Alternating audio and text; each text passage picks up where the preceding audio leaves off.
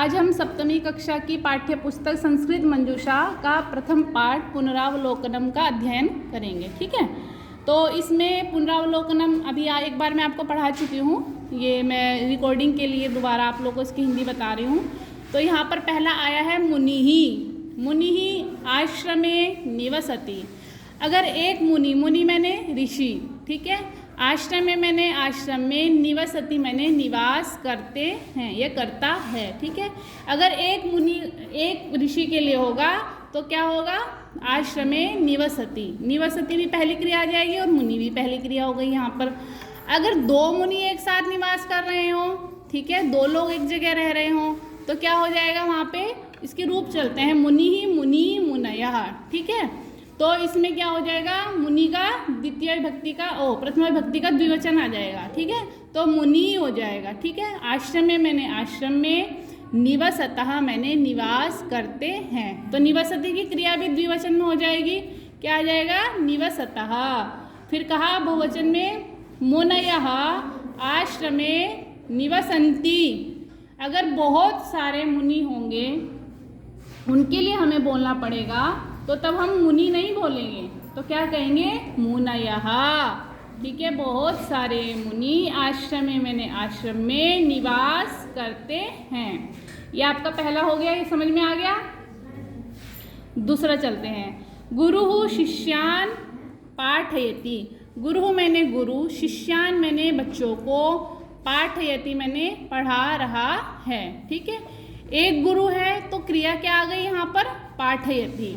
ठीक है, दूसरा यहाँ पे ऊ की मात्रा बड़ी है, गुरु, गुरु गुरु गुरवः, ऐसे चलेंगे इसके रूप।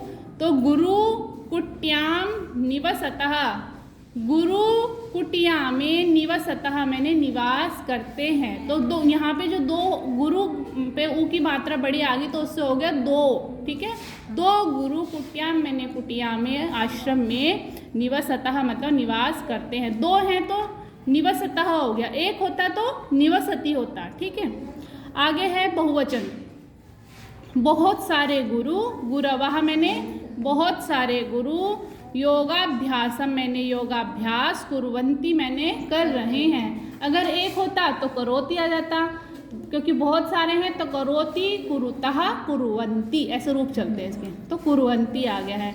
गुरवः है तो गुरवः के साथ क्रिया भी बहुवचन लगेगी यहाँ पर। अब तीसरा आपका है, पिता फलम ददाति। सावन क्यों बोल रहे हो इतना, सूरज नाम है आपका, क्यों बोल रहे हो तब से। पिता फलम ददाति, पिता मैंने पिता, एक पिता के लिए है तो पिता, फलम मैंने फल, ददाति मैंने देता है। इसके भी रूप चलते हैं, ददाति, दत्तः, ददति, ऐसे बहुवचन में। तो पिता है तो क्या हो गया, एक पिता है तो पिता आएगा, फलम मैंने फल, ददाति मैंने देता है। अब दो पिता एक साथ खड़े हो कहीं और वो दोनों ही दे रहे हो, तो कहेंगे देखो दो पिता फल दे रहे हैं, तो वहाँ पे पितरौ हो जाएगा, पिता पितरौ पितरः, ऐसे रूप इसके चलते हैं। तो पितरौ फलानि मैंने फलों को, दत्तः मैंने देते हैं। अब बहुत सारे पिता खड़े हों आप लोग एक साथ में ही, तो वहाँ पे क्या, वहाँ पे ये नहीं बोलेंगे कि पिता फल दे रहे हैं, तो वहाँ पे पिता का भी बहुवचन हो जाएगा। क्या हो जाएगा, पितरः फलानि मैंने फलों को, ददति मैंने देते हैं। चित्र भी बना हुआ है यहाँ पे, देखो 1 2 3, 3 पिता बने हुए हैं यहाँ पे 2 बने हुए, 1 2, और यहाँ पे सिर्फ 1 बना हुआ है। आपके इसमें चित्र से भी समझाया हुआ है। आगे चलते हैं, आप लोग एक बार पढ़ चुके हैं ना इसके, इसलिए आपको सरल ही लग रहा होगा अब तो, ये है ना, कठिन तो नहीं लग रहा। अब नदी के बारे में, आपके यहाँ पर भी नदी है पीछे, तो नदी प्रवहति, एक नदी बहेगी तो प्रवहति मैंने बह रही है। क्या बह रही है, नदी। और कई बार ऐसा हो जाता है दो नदियाँ बह जाती हैं, कई बार देखा होगा आपने, मुझे भी याद नहीं आ रहा कहाँ बह रही हैं दो नदियाँ।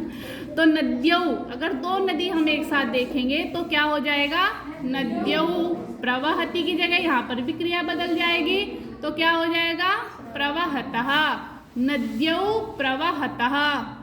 फिर कहा बहुत सारी नदियाँ अगर बह रही हों, 3 नदियाँ हों, तो तब हम ये नहीं कहेंगे नदी प्रवहति दिखा के कि देखो नदी प्रवहति, तब हम क्या कहेंगे, नद्यः प्रवहन्ति, नदियाँ बह रही हैं। आगे चलते हैं, धेनु मैंने होता है गाय, धेनु मैंने गाय, पश्यति मैंने देख रही है, तो धेनु पश्यति गाय देख रही है। और जब दो गायें, यहाँ पे दो गायें बनी हुई है, अगर दो गायें एक साथ देखेंगी तब धेनु पश्यति नहीं होगा, इसके रूप चलेंगे धेनु धेनु धेनवः।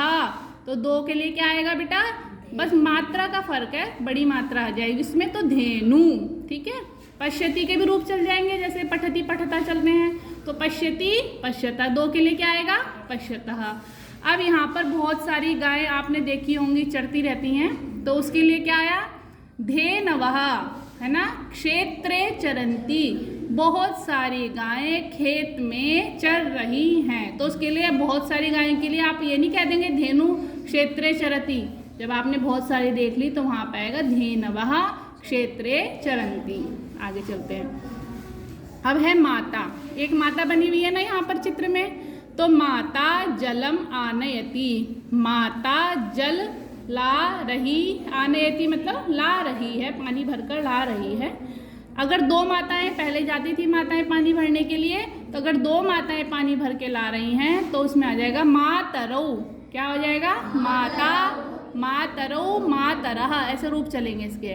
तो मातरौ जलम आनयतः, अब इसके भी क्रिया के भी रूप चलेंगे, यहाँ पर आनयति है तो उसका क्या हो जाएगा आनयतः, मातरौ जलम आनयतः।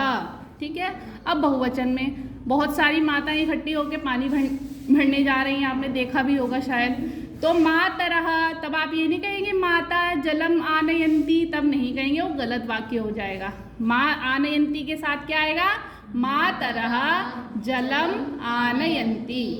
आगे चलते हैं, अग्रे दधी, दधी मैंने भी बताया था दही, बस वहाँ पे हिंदी में दधी में क्या होता है, उसकी मात्रा क्या हो जाती है बड़ी हो जाती है दही, और यहाँ पे द और धा का फर्क है बस। दधी, पात्रे मैंने बर्तन, पात्र में, अस्ति मैंने है। ठीक है, एक के लिए आएगा तो अस्ति स्तः सन्ति, इसके रूप चलते हैं। ठीक है बेटा, तो दधी मैंने दही, पात्रे मैंने बर्तन में है, एक बर्तन में यहाँ पर बना भी रखा है, एक ही बर्तन में दही है। अब जब दो बर्तन में रखे हैं तो क्या बोलेंगे, अगर दो कटोरियों में दही रखी तब थोड़ा ना बोलेंगे हम ऐसा दधी पात्रे अस्ति, दो कटोरियों में एक साथ दही रखी होगी तब बोलेंगे दधिनी पात्रयोः, पात्रयोः मैंने बर्तनों में, क्या है स्तः मैंने है, वहाँ पे अस्ति नहीं लगाएंगे, दो के साथ क्या आ जाता है, इसके भी रूप चलते हैं स्तः, क्या बोलते हैं इसको स्तः। आगे, अगर बहुत सारी कटोरियों में दही रखी होगी, यहाँ पे तो इन्होंने मटके बना रखे हैं बड़े प्यारे प्यारे से पर घर में मटके तो नहीं होंगे, कटोरी में रखी होती है, तो मैं कटोरी से समझा देती हूँ। तो दधिनी, दधिनी मैंने दही, बहुत सारी कटोरियों में, दधिनी मैंने दही, पात्रेषु मैंने बर्तनों में, सन्ति मैंने है, दही बहुत सारी कटोरियों में रखी हुई है। आगे चलते हैं, मधु मैंने होता है शहद, मधु मैंने पुष्पेषु मैंने फूलों में, भवती मैंने होता है। शहद कहाँ पाया जाता है, फूलों में पाया जाता है। अब अगर दो शहद की आपने बोतल देख ली एक साथ, तो वहाँ पे मधुनी बोलेंगे, तो वहाँ क्या बोलेंगे मधुनी, दो बोतल बनी हुई है ना यहाँ पर, तो मधुनी पात्रयोः मैंने बर्तनों में, स्तः मतलब है, शहद दो बर्तनों में रखा हुआ है। और जब आप देखेंगे कहाँ शहद, बहुत सारा शहद कहाँ होता है, यहाँ पे इन्होंने पेड़ बना रखा और एक छत्ता भी बना रखा है, देखो 1 2 3 4 छत्ते बना रखे हैं ना यहाँ पे। तो मधुनी शहद, मधुकोशेषु मैंने, मधु मैंने शहद, कोश मैंने इकट्ठा करने का स्थान जहाँ पर होता है। ठीक है, मैंने आपको बताया था वित्त कोश, जहाँ पर हम धन इकट्ठा करते हैं। इसी प्रकार और क्या क्या चीज़ें इकट्ठी करते हैं आप, जहाँ पर इकट्ठा करें उसको क्या बोलते हैं हम लोग, कोश। तो मधु मैंने शहद, कोश मैंने इकट्ठा, मधुकोशेषु मतलब मधुमक्खियों का जो छत्ता है उसको क्या बोलेंगे, मधुकोशेषु सन्ति। शहद हमें कहाँ मिलता है, मधुकोशेषु, शहद कहाँ रहता है, मधुकोशेषु सन्ति। क्योंकि वहाँ पे शहद थोड़ा तो है नहीं, बहुत सारा शहद है, तो इसलिए बहुवचन आया है, शहद मधुमक्खी के छत्तों में रहता है। इस प्रकार आज आपका पूरा पाठ हो गया है पुनरावलोकनम। इसके प्रश्नोत्तर हम कल करेंगे। ठीक है, आप लोगों को समझ में आ गया।